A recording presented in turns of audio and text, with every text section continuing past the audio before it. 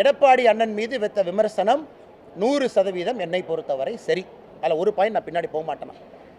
நீங்கள்லாம் அப்படியே சொல்லலாம், டெய்லி ஒரு முன்னாள் அமைச்சர் வந்து என்னை திட்டலாம், தற்குறின்னு சொல்லலாம், படிப்புக்கு போனால் கொச்சைப்படுத்தலாம், நான் செய்யக்கூடிய வேலையை கொச்சப்படுத்தலாம், ஆட்டை வெட்டலாம், இதெல்லாம் பண்ணுவீங்க. நான் அப்படியே உட்காந்து அப்படியே கையை கட்டிக்கிட்டு அண்ணே சாரிங்கண்ணே உங்களுக்கு 40 வயசு அனுபவம் இருக்குது, சாரிங்கண்ணே எனக்கு 3 வருஷம் தான் இருக்குது சொல்கிறக்காக நான் வரல சார். அது உட்கட்சியாக இருந்தாலும் சரி வெளிக்கட்சியாக இருந்தாலும் சரி என் பாணி மாறாது. விநாசகால விபரீத புத்தின்வாங்க. ஒரு விபரீத புத்திகள் வரும்போது இந்த மாதிரி ஒரு தரம் தாழ்ந்த விமர்சனங்கள் அதெல்லாம் வந்து வரும். அதாவது ஒரு அழிவை நோக்கி அண்ணாமலை போகிறார் என்பதற்கு ஒரு எடுத்துக்காட்டு தான் அவருடைய அன்றைக்கி பேச்சு இருந்தது. ஒரு தரம் தாழ்ந்த பேச்சு. ஒரு மாநில தலைவருக்கு ஒரு சற்றும் கூட ஒரு கலோக்கியல் லாங்குவேஜ் சொன்னால் ஒரு லாய்க்கு இல்லாத ஒரு மாநில தலைவர் இன்றைக்கு வந்து அண்ணாமலை வந்து இன்றைக்கி வந்து பிஜேபி பெற்றிருப்பது தான் ஒரு மிக மிக வந்து ஒரு என்ன சொல்கிறதுனா ஒரு வருத்தப்படக்கூடிய ஒரு வேதனைப்படக்கூடிய விஷயம். பதில் சொன்னால் பதிலடி இருக்கும். அப்படி தான் பத்திரிகை நண்பர்கள்ட்ட நான் பிஹேவ் பண்ணுறேன். அதனால் அண்ணன் எடப்பாடி பழனிசாமி அவர்கள் என்ன பேசினாங்க, அதிமுகவுடைய அமைச்சர்கள் இன்னைக்கு கையா முய்யோ நேற்றுலேருந்து கும்பிட்றாங்க, என் உருவமையை தொலாய் எரிக்கிறாங்க. அவங்கள எங்கே போனாங்க இத்தனை நாளாக? ஆபாசமாக நீங்கள் பேசுவீங்க, நான் திரும்ப அதே பாணியில் நான் பேசினா கோவம் வந்துடும். ஏன் கோவம் வருது?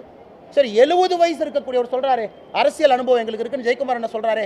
70 வயசு இருக்கக்கூடிய மனிதர் எடப்பாடி அண்ணன் பேசின பேச்சு சரியா?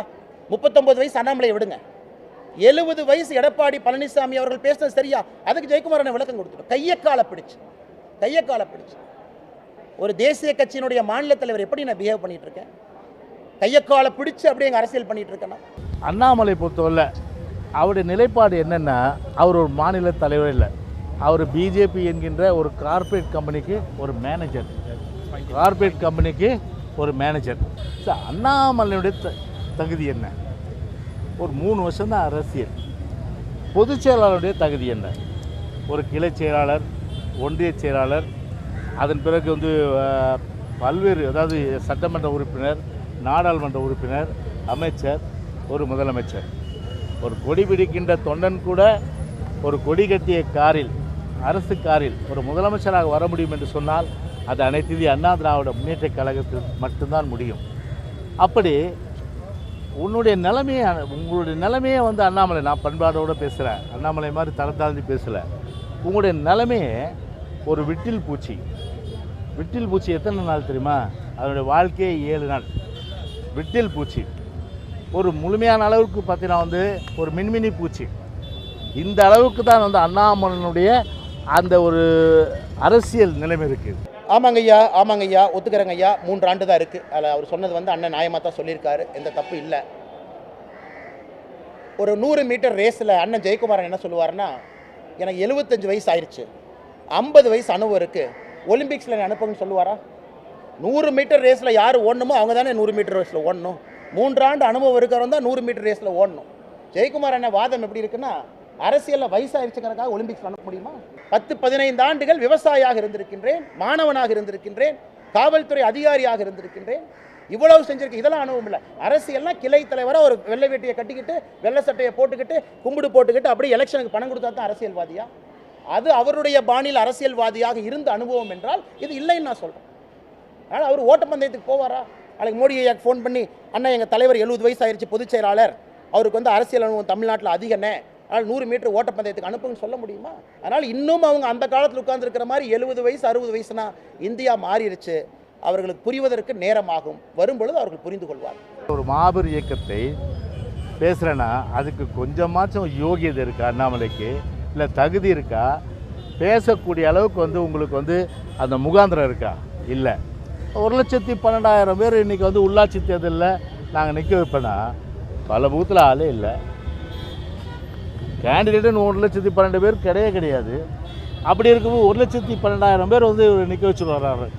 அந்த 1,12,000 பேர் ஜெயிச்சுருவாங்களாம். அந்த ஜெயிச்சுட்டு அவங்க வந்து ஆட்சி பிடிச்சிருவாங்களாம்.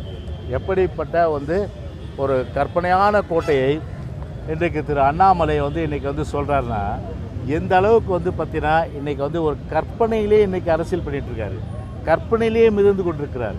ஒரு மின்மினி பூச்சி போல் ஒரு விட்டில் பூச்சி போல. இவர்கள் இந்த கையோ முய்யோன்னு கத்துறதெல்லாம் விட்டுட்டு அதிமுகவினுடைய தலைவர் இன்னைக்கு என்ன ஆகி போச்சுன்னா 70 வயசுக்கு மேலே சில தலைவர்கள் டை அடிச்சுட்டு இளைஞன் நினச்சிக்கிறாங்க. இன்னைக்கு இருக்கக்கூடிய முன்னாள் அமைச்சர்கள் டை அடித்தா இளைஞன் நினச்சிக்கிறாங்க. இளைஞன் டை அடிக்கிறது இல்லை, பேச்சில், செயலில், வீரத்தில், ஆற்றலில், மக்கள்கிட்ட பேசக்கூடியதில் தான் இருக்கோ தவிர டை அடிக்கிறதுல இளைஞர் பண்பு கிடையாது. அதனால தான் மறுபடியும் சொல்லிக்கிறேன், பேசுனீங்கன்னா திரும்ப பேசுவேன். இன்றைக்கி இது போன்ற அநாகரிகமான அரசியல் நீங்கள் நினச்சிங்கன்னா போகிறதுக்கு எனக்கு விருப்பம் கிடையாது. நான் இங்கே வந்திருப்பது மாற்றம். அப்போ சொல்கிறாரு திராவிட இயக்கம் ஒழிக்கிறது தான். உங்கள் அப்பாவாலே முடியாது, அண்ணாமலை அப்பாவாலே முடியாது, அப்பாவாலே முப்பாட்டனால முடியாது. அடைத்தது அண்ணா திராவிட முன்னேற்ற கழகத்தை வந்து தொட்டு பார்த்தால் அவன் கெட்டு போனவனாக தான் நிச்சயமாக இருப்பான். இதுதான் வந்து இன்றைக்கு வரலாறு.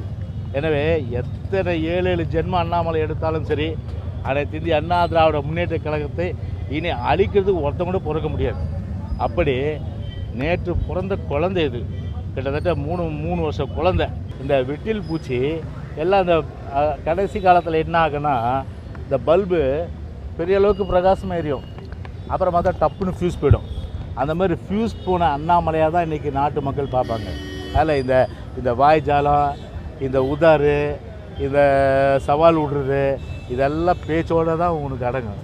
எந்த காலத்திலும் சரி, ஆட்சின்றது உங்களுக்கு வந்து ஒரு பகல் கனவு தான், ஒரு காணல் நீர் தான். கோட்டை பக்கமே வர முடியாது. அதோட ஒரு எம்எல்ஏ சீட்டு கூட உங்களால் ஜெயிக்க முடியாது. உடனுக்குடன் செய்திகளை தெரிந்து கொள்ள சன் நியூஸ் பெல் ஐகானை கிளிக் பண்ணுங்க.